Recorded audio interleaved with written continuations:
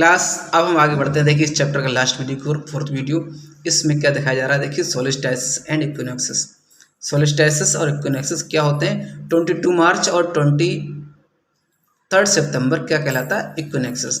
और 22 जून और 22 दिसंबर सोलिस्टाइसिस कहलाते हैं। अब इन दोनों की क्या वजह है जानते हैं हम। देखिए the seasonal length of the days and nights also varies. Days और नाइट्स की सीजनल जो लेंथ होती है वो अलग अलग होती है बिकॉज ऑफ द टिल्ट की वजह से। टिल्ट का मतलब अर्थ के झुके होने की वजह से हर सीजन में डे और नाइट की ड्यूरेशन चेंज होती है।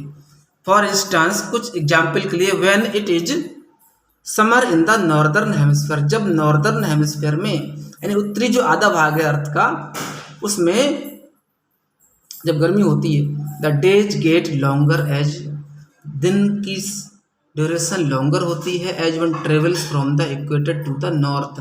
जब कोई इक्वेटर से नॉर्थ की ओर आगे चलकर आएगा तो दिन बहुत लॉन्ग होता है। North pole, at the north pole the sun does not set for many summer month, और नॉर्थ पोल पर क्या है, समर के कई महीनों तक सन सेट नहीं होता। The reverse happens in the southern hemisphere, ठीक इसके विपरीत सॉदर्न हेमिस्फीयर में इसके अपोजिट हैपन होता है। कई महीने तक वहाँ सन निकलता ही नहीं है और यहाँ कई महीने तक सन सेट नहीं होता। तो फिर देख लेते हैं अर्थ का, ये नॉर्थ पोल है और ये साउथ पोल है। तो पोल्स पर कई महीने दिन रहता है और कई महीने यहाँ रात रहती है। ठीक, आगे बढ़ते हैं। अब देखिए the reverse happens here, the south pole is in darkness for many month. तो इसके अपोजिट क्या है, साउथ पोल पर कई महीने तक अंधेरा रहता है, नाइट रहती है। The sun's rays shine directly overhead in the region, sun की किरणें सीधे सिर पर उस क्षेत्र में चमकती हैं between the tropic of cancer in the northern hemisphere. Northern hemisphere में ट्रॉपिक ऑफ कैंसर और ट्रॉपिक ऑफ कैप्रिकॉर्न के बीच सन रेज डायरेक्टली ओवरहेड रहती हैं इन द सदर्न हेमिस्फीयर। ठीक, the days on which the sun shines directly, ऐसे days जहाँ पर सन सीधे चमकता है over either of the tropics are known as, तो किसी भी ट्रॉपिक्स में, किसी भी एरिया में, किसी भी हेमिस्फीयर में सन की किरणें सीधी पहुँचती हैं जिस क्षेत्र पर, वो एरिया क्या कहलाता है, सोलिस्टाइसिस। यहाँ पर सोलिस्टाइसिस पोजीशन है, सोलिस्टाइसिस 22 जून और सोलिस्टाइसिस 22 दिसंबर। आगे बढ़ते हैं। देखिए the word solstice comes from the Latin word sol. तो solstice word Latin word sol से निकला है, जिसका मीनिंग होता है सन।